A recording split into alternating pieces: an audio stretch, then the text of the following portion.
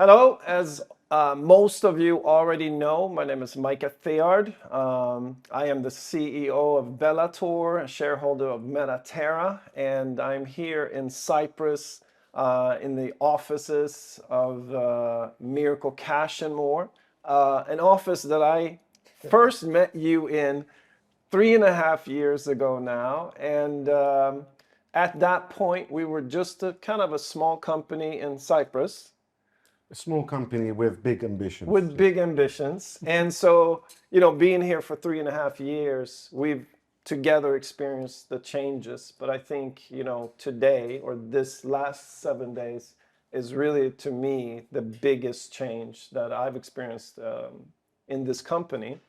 And it's surreal, I have to admit, having Russell Gerson here, who I met this week. We had some great conversations throughout the week. And of course, Stephen Norris, you're here. Thank you. And, welcome to Cyprus. I've been myself here 4 years now, so I didn't know anything about Cyprus before I came here. Now, you guys arrived on the 27th. We had an incredible annual party for Miracle Cash and More in Metatra. Doug, you were here. We had a lot of fun. I had a lot of fun. It was a great night. And so I just wanted to, have the community of Bellator meet you too. They've met you already, Doug, but you'll be obviously filling in some here. But I wanted to hear a little bit from you, Stephen, that, coming here, it's maybe, I don't know if that's a common occurrence in your life, coming to a small island to talk to a company that has the aspirations of being a unicorn. What has this experience been for you? Well, first of all, thank you for inviting me. And it's been a wonderful week of meetings and discussions. I think productive. I've joined a couple of months ago the advisory board of Metatra, and it's been a privilege to understand its business strategy and see how it is distinguishing itself in the community. We're on a transition now between the way I look at old world finance and what will become next generation finance, which will be some combination of more technology and married in some manner with traditional finance. So it's exciting to be a part of that. In addition, we've got some unique opportunities collectively. And I manage a company called Cedar Capital, and we're discussing effectively a venture with Metatra and with Wall Street Capital Partners. So we're excited to conclude that. Number of interesting things going on. I think more will come about by virtue of that. So I've had a good week. I'm looking forward only slightly having to fly back to the States tomorrow, but in any event, it's been a wonderful time. Awesome. It's amazing. Stephen, I've read a lot about you, and I can only learn so much from what I've read, and I know that there's probably 100 times bigger of what I've read. But I would really like you to share your experience and your the stuff that you've done in the past, and maybe without giving out any names of companies, just giving some simple, simple events that happened in your professional experience, because it related a lot to me and meant a lot to me, especially last night at the mill. It gave me other angles to look at. So if you could just touch bases on those. I'd be happy. I had the privilege when I was younger I guess everyone has the privilege of being younger at some point in their life.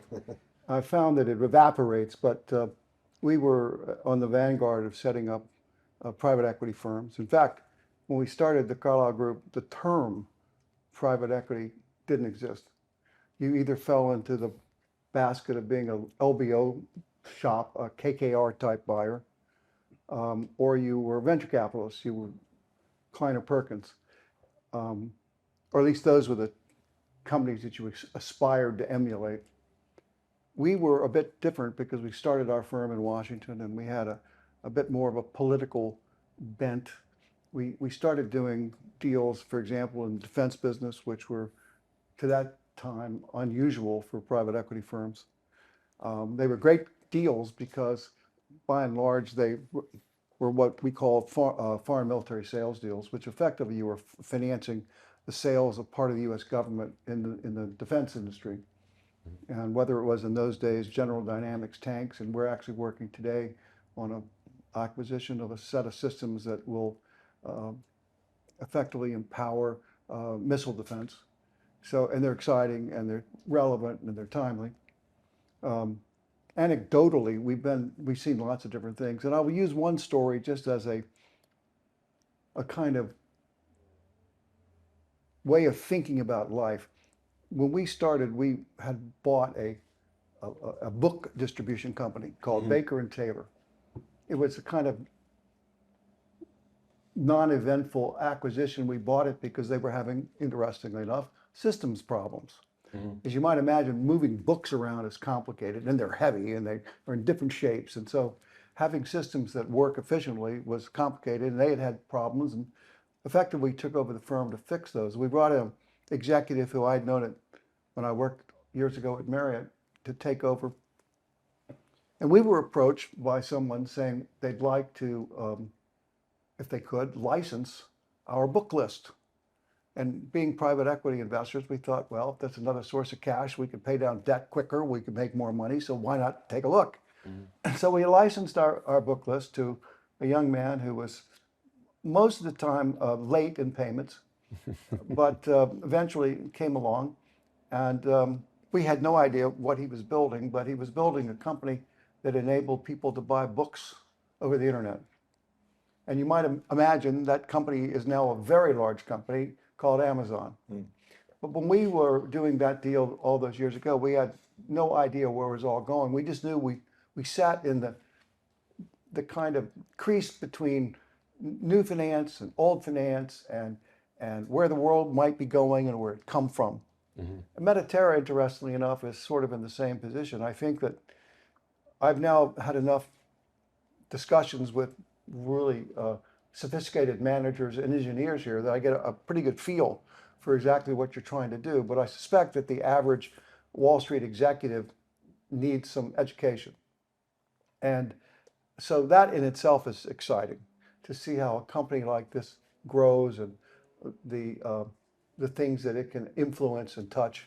So for me, being on the advisory board is a privilege, and I look forward to it, continuing to work with all of you.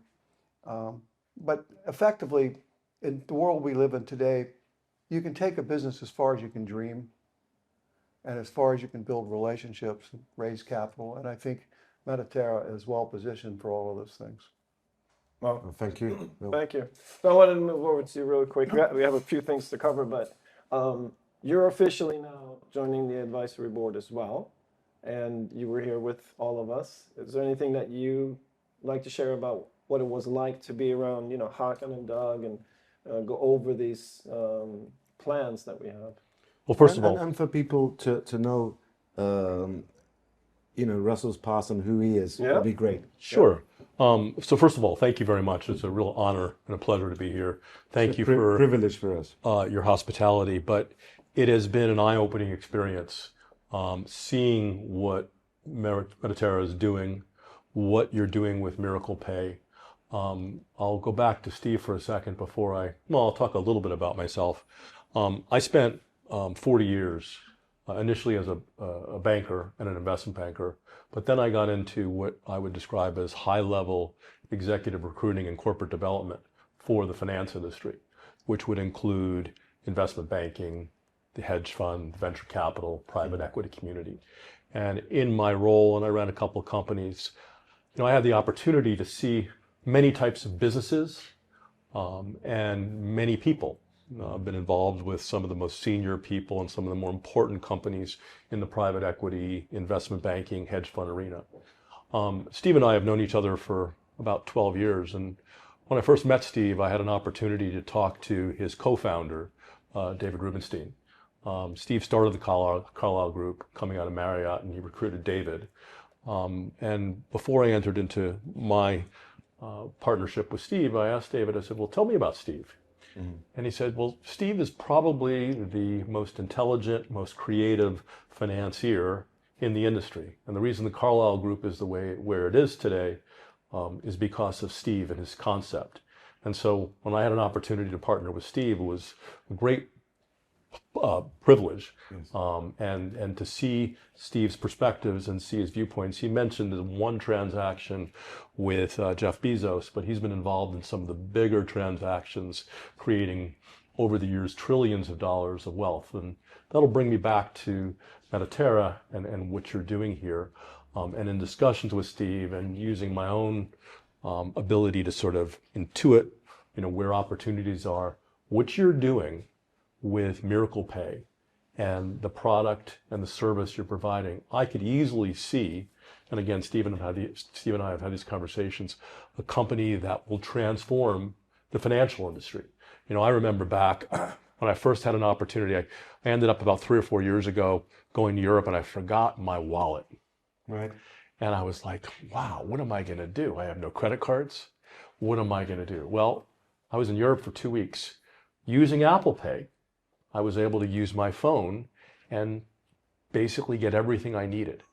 I see what you're doing is transformational in the same way that Apple Pay was, in terms of what Miracle Pay is going to do, not just in terms of payments, but in terms of the new product you're going to be developing with credit and how that's going to transform how people finance their lives. I would not be surprised, and again, Steve's created trillions of dollars of value in his career, that this becomes not just a unicorn, but a massively large company. And so it's a real honor and a pleasure for me to participate and to be asked to give my advice on an advisory board. Well, that's a privilege for us, and it's great to, we've been working for years, and it is a complicated business. And one thing that Stephen said is you've got to make it simple. You've got to make it simple for the basic person to understand what it is. And I said, well, Steve, it is a complex product, so that's been a challenge, but as the shift of crypto is accelerated now, I think our lives of making it simple is also getting to a much easier level. Having people like yourselves joining also opens the path for us of being able to send out simple messages about the product and getting those messages to the right place. So I agree with you. That's the status that Metatra is in, and with all these people, and I thank our chairman Douglas Anderson for actually bringing these people into Metatra and showing them who we are, because you can have the best product on the planet. If you can't get it to where it needs to get, there are a lot of projects that have failed because they didn't find the opportunity of being at the right place with the right people at the right time. But we now have got all that. So that's something that gives me immense confidence. It's also probably worth your discussion a little bit about the opportunities that you have with your systems to be really on the vanguard of what I would call the digitalization of real assets. It's exciting because it opens up a whole new source of capital and a new take on valuations, a new take on your investor base. We're working with Doug now on a project that he has to finance and create an airport in Europe, which I understand to be the first major airport development since the Second World War in Europe. And we've been exploring that with a number of political sources, as you might imagine. Financing a major infrastructure facility will require that, but also thinking very carefully about how we might be able to use some kind of digitalization, asset-backed security to create and open that new market. So you have the back end through Metatra to make that realistic and possible. And I think that's something that's really worth focusing on and emphasizing. Beyond that, I think there's so many things that can be done. There are opportunities in the commodity space. There's opportunities in the oil space. There's opportunities in a number of areas where the kind of digital technology that you've invented will be unique, and I think open up and allow people to explore new ways of financing old commodities. And in itself could be quite interesting. I mean, talking about the political meetings that are being set up, I know that you're meeting on the 19th of January, I think, with the Prime Minister of Romania. Right. And I know that Stephen Norris is cooking. Well, we're actively working on setting up an arrangement to have Doug, on behalf of the airport authority, really, meet with the important political people, particularly in France, but to hopefully include, we're working on the Prime Minister, and ultimately we think to go to the President of France, Macron, and see if we can get his backing, and therefore the backing of Brussels and the European Union, to get behind the financing of this airport. And that will put everyone in a uniquely different position. There's no good reason why politicians would refuse to get behind this kind of a project. So we're hoping that we can make a compelling case to get behind it early and help it happen. That's great. So we've been talking about, and I don't know if we're revealing this, but there's a deal in the works in regards to RWA, or we're. I want to get there, Yeah. and I want to make that announcement, but I would like to quickly go through the status of Metatra and what's happening with its listing in a very, a simple way. And I'd like to do that on the board. Okay. So where we are with Metatra. So if you put our holding company here, okay,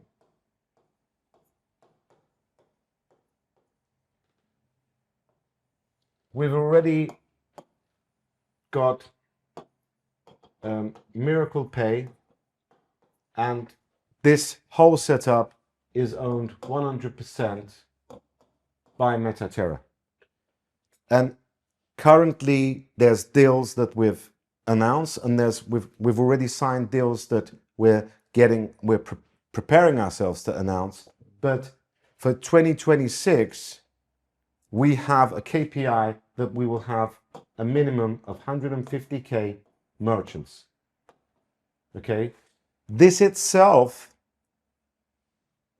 puts Metatra into a unicorn, and you can do the numbers. Huge. You know, right?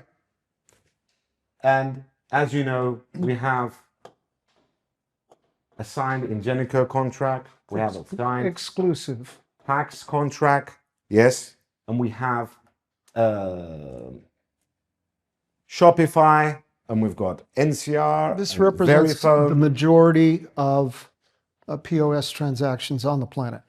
So Miracle Pay is a payment gateway, and today we're by far ahead than any company out there. We're actually awarded, and I can't give the name of the award, but very soon there will be an announcement of an award of Miracle Pay being the best crypto payment gateway of Europe. So that's coming, and that really put me into tears when I saw it, and that will be announced very soon. But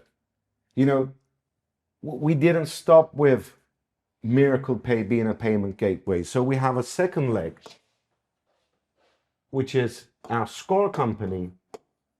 And our score company is building a score, which is not only a project now, it's a project that the product is nearly finished, and we go live end of April 2026.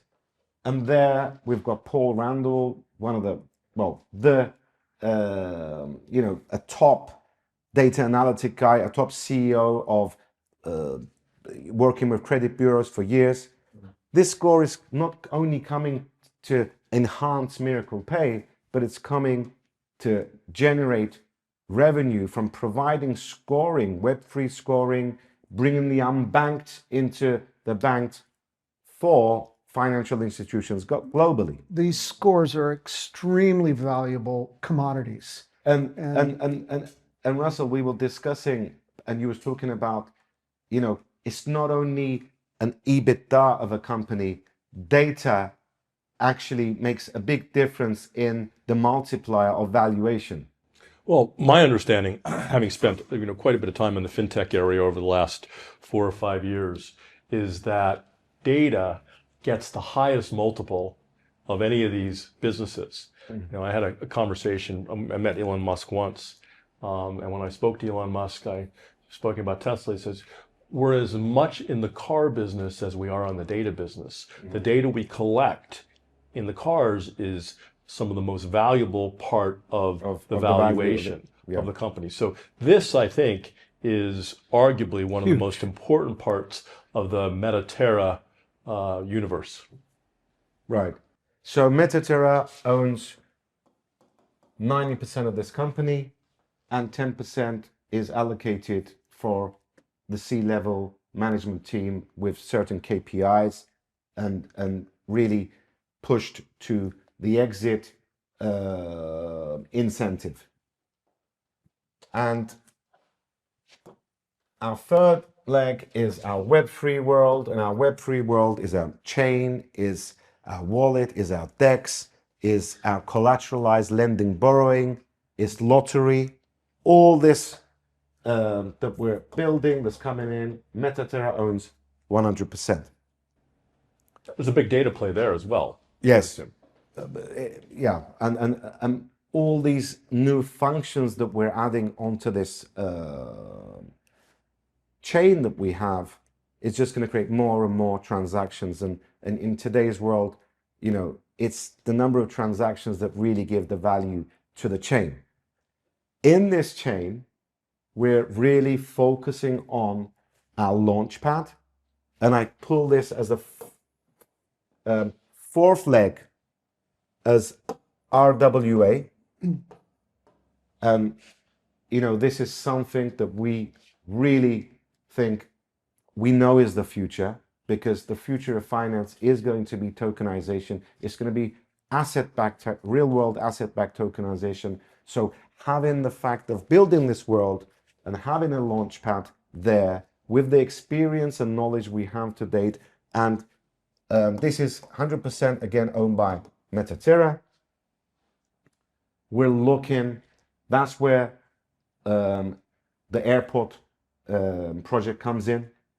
That's where with all these muscles that we've built, we're talking about real world assets such as oil-backed token projects that is going to happen, but we have everything ready today. We have the people that can bring us there, and that's something that will be obviously released in more detail in another call. Today, the reason I put this up there is for me happily and being a privilege to announce that Metatra will have a fifth leg, and it's a partnership of a company called Wall Street Capital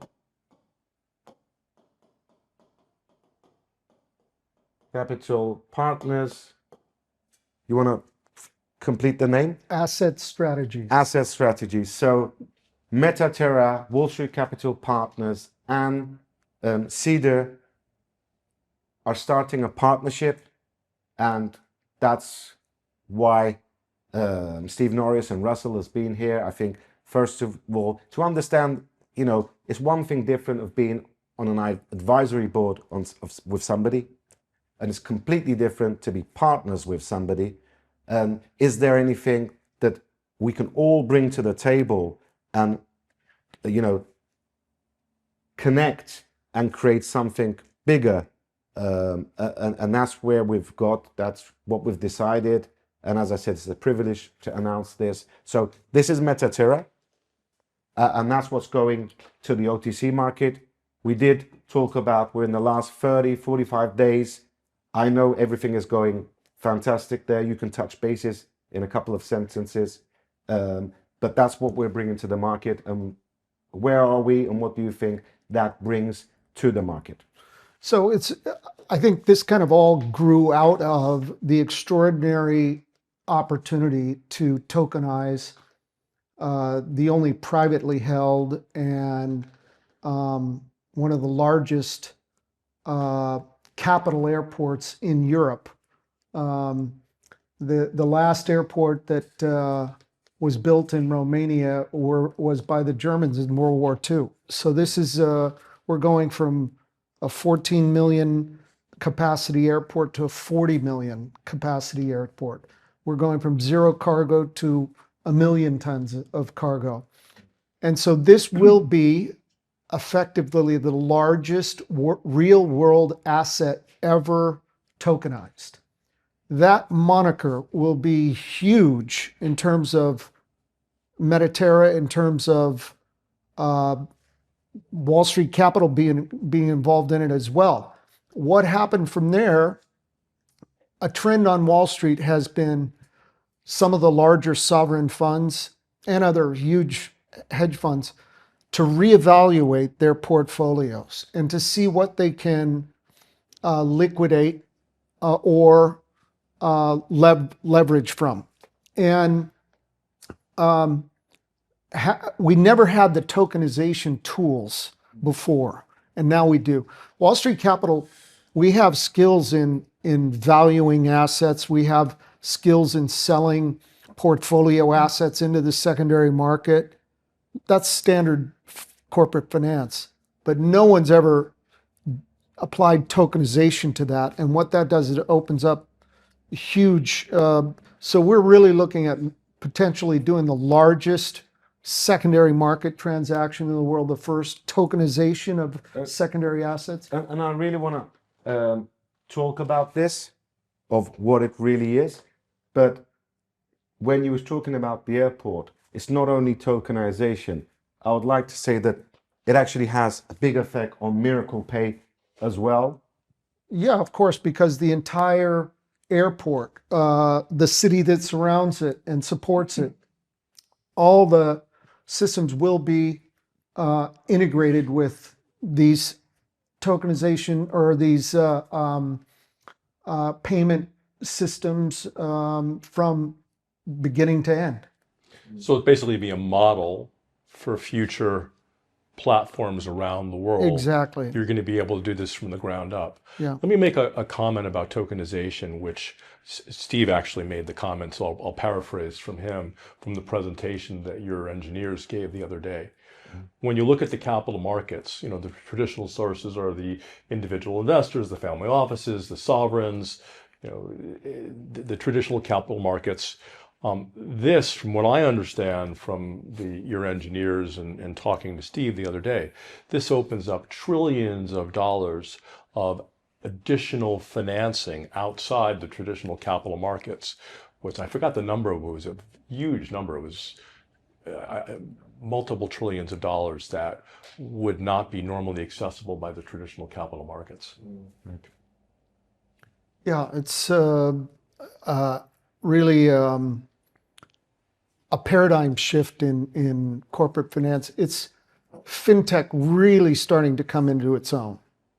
Right. So yeah, I mean, there's thousands of people who are watching this that have been with us, for over 3 years, coming in over time. And, they've been purchasing the digital products from us, carrying the company to this stage. And I know that you challenged me a little bit before Christmas in regards to what we were doing with the Miracle Pay node. And, we've been sort of like this little bit where you were pushing for an end on the first. And I did get you to allow us to go until the 10th. So I want to say I appreciate that. And I know that the community appreciates it.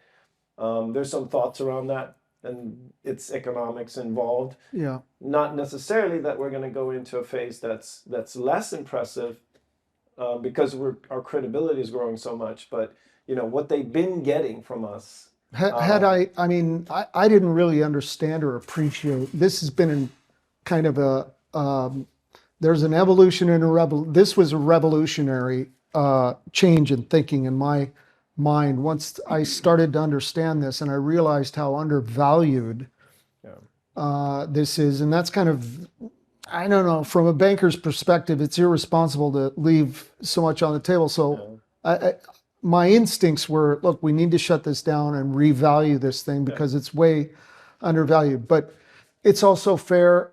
People that have been with you a long time don't pull the rug out from under them, and ride it along. It speaks to that, the value is when you're early, you get more. Yeah. And now that the credibility is increasing, of course, we need to go to the next stage. Yeah. So the 10th is the official date where that particular offering ends as far as the Miracle Pay node, that compensation plan on the Miracle Pay node, but maybe it gets replaced with something that's also exciting. Maybe.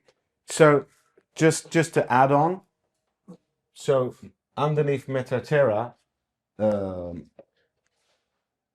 Metatra also owns 65% of Bellator, so that will be going into Bellator as well.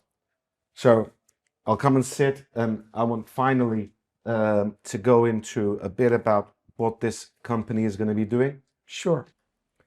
So finally, as I said, it is a privilege to announce this partnership with Multi Capital and Cedar. I know what it is, we know what it is, but in a nutshell, what is, just so people understand, what is this business really going to be focusing on? So what you have are, there's kind of a shift on Wall Street with a lot of the sovereign funds, family offices, large funds that have portfolios, and they're looking at these 8-10 year portfolio lifespans, and a lot of them come towards an end, and they want to liquidate some of the assets inside of there. And so what that's called is the secondary market. And Wall Street Capital Partners is very skilled at being able to value those assets, where you bring them to sell them, and recommendations and Well, I things guess like it's that. very easy to sell because it has a track record. Of, Well, yeah. It's known to what it is. The traditional private equity model, generally speaking, known as that some group of skilled people, or maybe some new kids who had a very good ability to sell themselves to potential investors, come together and say, we're going to raise a fund of money and go and buy assets. They could be focused in particular areas, or they could be generalists. And when we set up Carlyle, it was early enough that there really wasn't that degree of differentiation at the time. And we were fortunate in that we were able to buy assets when we thought they made sense. And that is good prices, more importantly, or as importantly as a good price, is managed by outstanding teams. Today, that model is still, generally speaking, exists, and people are raising a lot of capital around it. At the same time, the so-called secondary market has grown up to enable people who are holding portfolios, and it could be sovereign wealth funds, it could be the California Public Pension Fund, for example. CalPERS has done a major transaction. They've done a major transaction with the Singapore Investment Authority, and a number of other family offices who have holding assets have turned to the secondary market to sell assets. It might just be because they think it's a good time to sell, or it might be because they want to diversify their holdings, or it might be that they have identified other opportunities. And so the secondary market enables a category of investors to take over those portfolios. They're more advantageous than a traditional private equity fund, perhaps, in that the management's identified, the portfolio that you're buying into is identified, it's not a blind pool, and it enables you to redeploy capital in areas that might be more advantageous.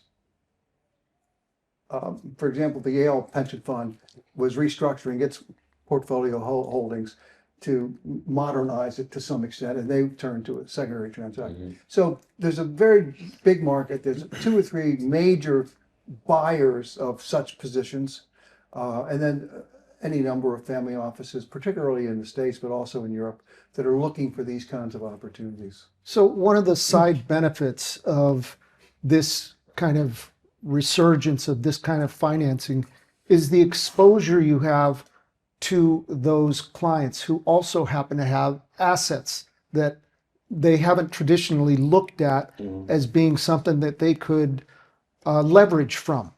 And so with tokenization, this opens those assets up. And so we can approach those companies, and that's why we partnered. And I think the good thing of what we have been discussing yesterday as well is for us, we're coming in as a partner into something that's been cooking for a couple of years, and we're talking about 6 months from today to be in a position to start selling into the secondary market. Yeah, and it's And that's, we you don't simply get that with a business, because I've been, not as long as you and not as many as you, but I know how long it takes to start being in the position of selling and being in the position and coming into a company that will bring you to 6 months revenue is something very exciting. At the same time, that company leading and opening doors of the mega shift of tokenization and allowing us to sit in front of the right people, it's just both. timing is It builds perfect. to Yeah. a kind of crescendo. In our business, generally speaking, you have to have a feel for what is doable and when. And this, in my mind, has been now for 5 or 6, 7 months, actually back toward almost to the first of the last year. These mega trends are such that the timing is right, and there's a lot of capital looking for a home that's differentiated or not highly correlated with other holdings that they already have. So that's in a nutshell. I'll make an interesting, I think, an important comment here. Steve has probably close to 50 years of knowledge and Not expertise. just because I'm old. But, Unfortunately. but as I mentioned before, he's been involved in some of the most important transactions in the history of the modern modern financial world, including creating the Carlyle Group. What's really exciting to me as an outsider and as an advisor to Metatra and also an advisor to Steve is the ability to marry that expertise, that knowledge, and some very specific transactions that Steve has been working on now for 5 years with the expertise that Metatra has in tokenization and Doug's knowledge, expertise, and track record Secondary market. is really exciting. It's exciting. fits. And I'm putting my corporate development headhunter hat on, being one of the top people in that business for many years. It's very rare when you see all those things come together. And if you execute properly, if we execute properly, we will create an incredibly large and significant and important company. I have one question, because you mentioned that you saw Score as one of the biggest entities. So how does that compare to this division that we're talking about? It's different. I mean, that's a totally different product. I mean, if you look at traditional credit scoring and how consumers and businesses financed their activities, particularly consumers, they relied on the 3 credit reporting agencies in the United States, at least, and I think TransUnion, Experian, and Equifax. Equifax. This is a whole new way of looking at credit, taking in this whole new generation of people that are in the crypto world. That will be transformative. It's the same shift of credit card to crypto on payment. It's the same shift from traditional score to Web3 score. It's all coming in parallel at the same time. Exactly. And what does Ford Motor Company value a client, client acquisition data? As I mentioned when I mentioned the Elon Musk comment, 1,500, 2,000? Yeah, or easy. a bank. Barclays, the cost of acquiring a new customer for Barclays Bank, they said is £2,000. Okay. So you can imagine by capturing this group, hundreds of millions of people, Incredibly valuable. maybe billions of people worldwide, Yeah. you can put the multiple on that and imagine what that might Yeah. be. So there are a lot of people that are going to be attempting to do this, but I think that Metatra and where you are, you have a leg up, you have a leading position, and if you execute properly, you'll be the market driver in this sector. I just want to say a last thing with, and I won't give a name, and I won't give a number, so I think that'll be okay with Stephen Norris. The secondary market, am I right to say that the secondary market project that is being worked on at the moment is the largest secondary market deal ever done before? Just the standard corporate can I finance say market. that? Yes, that's By a multiple. yeah. And the deal that's envisioned in tokenization in a particular eclipse that. Sector is the largest will by be far. one of the eclipse largest. that. It would eclipse that. Yeah. So, gentlemen, I would like to say that it was an honor, privilege to see you here, having your valuable time spent with us in Cyprus, and getting to a position to, having yourselves on the advisory board as well, but actually becoming partners in business as well has been my honor and privilege, and I'll thank you, and I'll thank our chairman, and I know Mike is very excited about this. So I would say just on behalf of maybe 15 to 20,000 people who stand to benefit from what's happening here, and that you guys are part of this. Thank you on behalf of all of them. I'm sure we have thousands of people smiling on this content, so we're very, very excited about what's happening here. So thank you. And I'd like for me to thank everyone for their hospitality the last week we've been here, and I look forward to seeing you soon, perhaps in New York. And there are a lot of things to be done over the coming, couple of months, and if we have to A lot of hard work ahead of us. roll up our sleeves and get going. That's right. And I thank you, sir. Thank you very much. Thank you. Thank you all. Thank you. Thank you, everyone. Metatra, shaping the future of finance.